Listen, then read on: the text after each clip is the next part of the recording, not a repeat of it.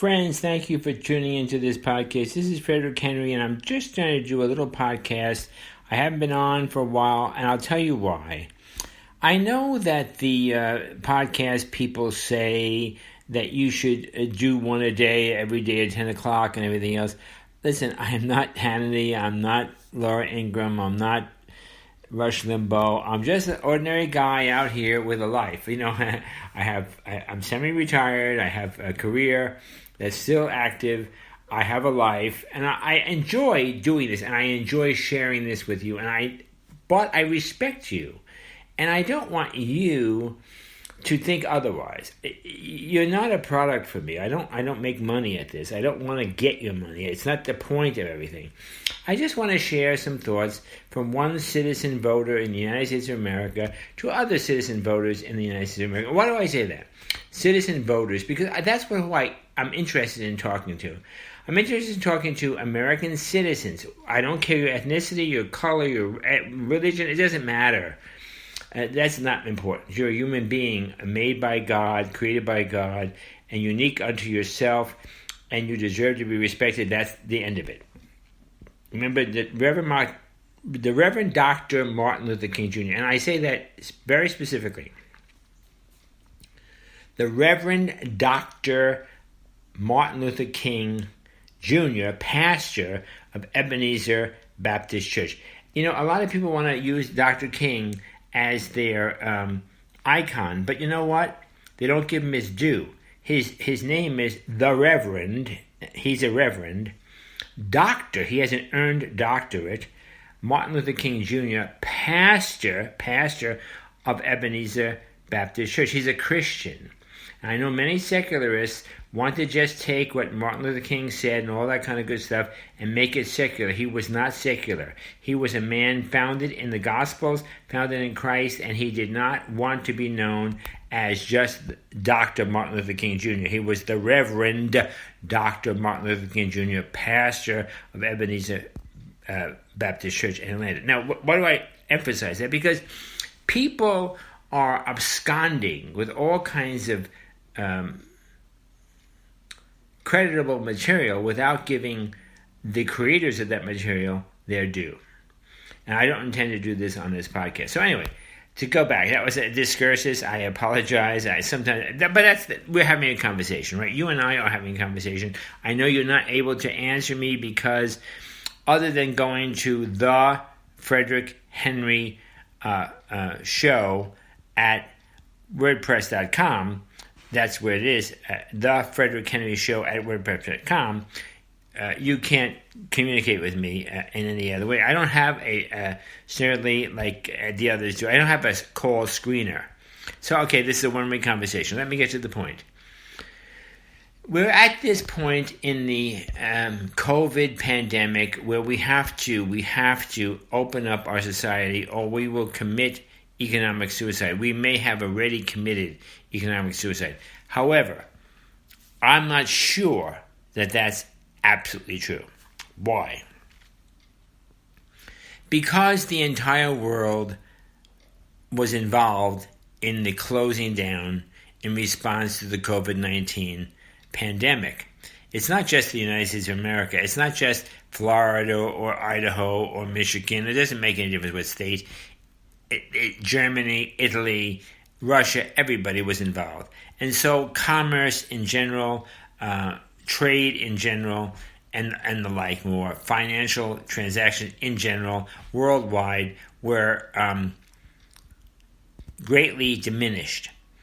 So that says that it's not just us. We didn't just do it to ourselves. We didn't commit financial suicide.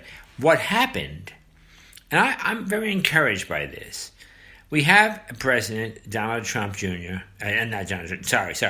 Donald J. Trump, who loves America and acted on his best instincts as advised by the expert Fauci and the expert Birx and other experts to confront what he was told in the beginning was going to be a pandemic with 500 to 100 million cases with 2.4 million deaths in the United States alone. Any president worth his salt and checking it out with other experts, his own Surgeon General and all the others, saying, yes, this is true, he did what was necessary to do. And he advised the citizens of the United States of America to comply. And you know what? It's a wonderful thing. Just think about this. Wonderful thing. 50 states, each one of them equal to a country of Europe.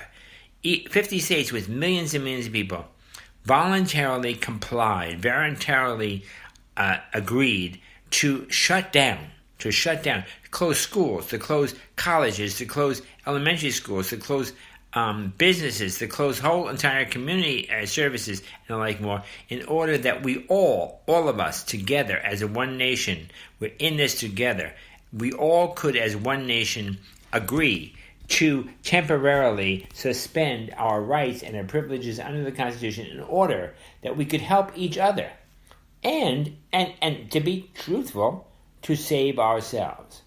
Now, over the weeks, we have not complained. We have not had a revolution. We don't have guns in the street. We're not burning down buildings. We're not the 60s and 70s with the riots and all of that business.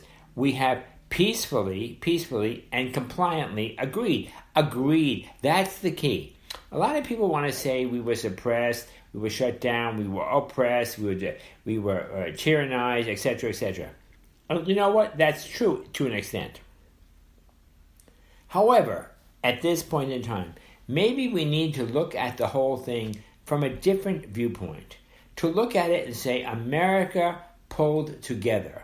50 states pulled together. They decided to be Team USA. Why? Because Donald J. Trump, our president, asked us to do that. And he gave us a daily briefing with Dr. Fauci and Dr. Birx and the financial people and the Surgeon General and the housing guy, all those people. And wonderful. And we said, yay, our president is out there every day talking to us. His experts are out there every day talking to us. They're giving us the best of their knowledge as they see it at the time. And we all watched it and we all said, yay, this is wonderful. This is fantastic. When has a president ever been this engaged with his people? Down to the lowest level, you and me at home, watching and listening to this on the internet or television or the like more, whatever. And we said, because our president and his leaders and his administration have asked us to voluntarily comply with this shutdown, we agreed to it. Now, okay, fine. I was at a situation where I had to comply as the leader of a church. I had to comply as a person in a particular location. I had to comply. But you know what? I was not angry. I was surprised. I questioned. I doubted. I wasn't exactly sure that this was the best way to go. But because my president and his administration and the leadership said to us, please comply with these things, we did. Now, subsequently, we have learned that much of this material was based on faulty analytical models. These are academic models by academic physicians or academic researchers or academic people living in a bubble of academia, telling us that is 200 million deaths and 100 million, 500 million, whatever it's going to be, 1 billion cases. It doesn't matter. The numbers don't count anymore because we found out that the models are false. The whole idea of social distancing and masking and all this is false because it was created in a non-real situation. However, what do I say by that? Oh, let's get everybody, let's point fingers, let's destroy everybody, let's blame everybody. No, let's learn. We learn from this that we cannot have an entire nation of 50 states, each state the size of a European country, shut down based upon academic, college-related research. We cannot shut down based upon academic modeling based upon algorithms and mathematics. We cannot shut down based upon presumption and assumptions and all kinds of things. If this is so, then that is so, and this is so, and that is so. We have to deal with facts, truth, the actual cases involved.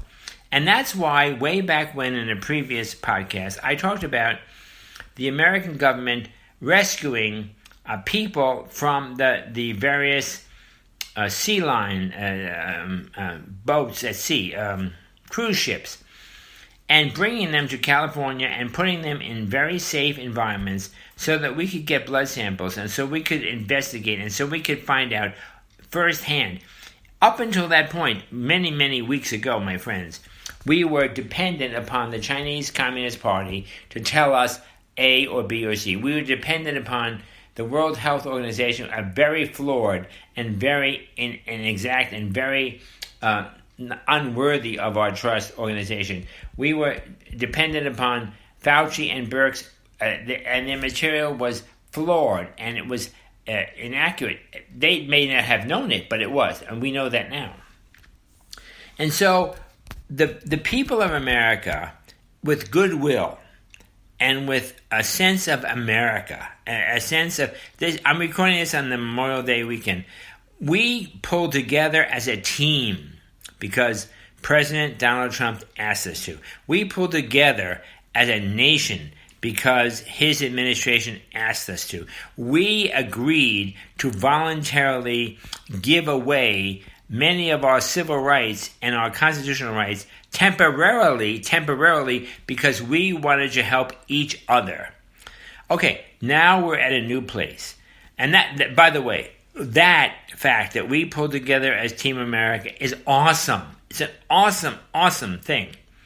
Okay, but now this is Memorial Day in May, and we have to say to ourselves, is it valuable anymore to do that? Well, yes, it's valuable to continue to pull together as Team America.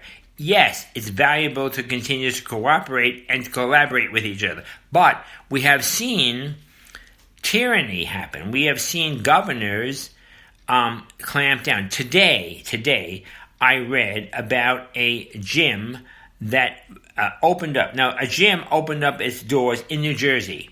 Now, against the governor's edict and mandate. The governor's edict and mandate, fine and dandy. We all voluntarily agreed. But we don't have to give up our civil rights. We don't have to give up our constitutional rights forever.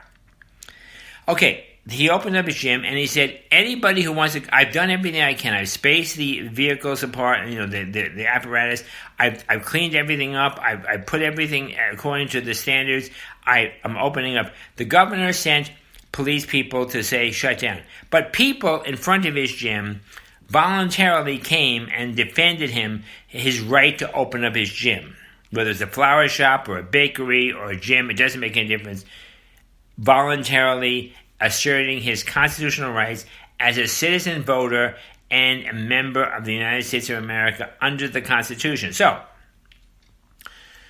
the people came out and rallied and supported him. However, after that initial support, the Governor Murphy, sent his goon squad, which is the police, in this case. I'm sorry, guys, you agreed to do what the governor told you to do. Makes you a goon squad in my book.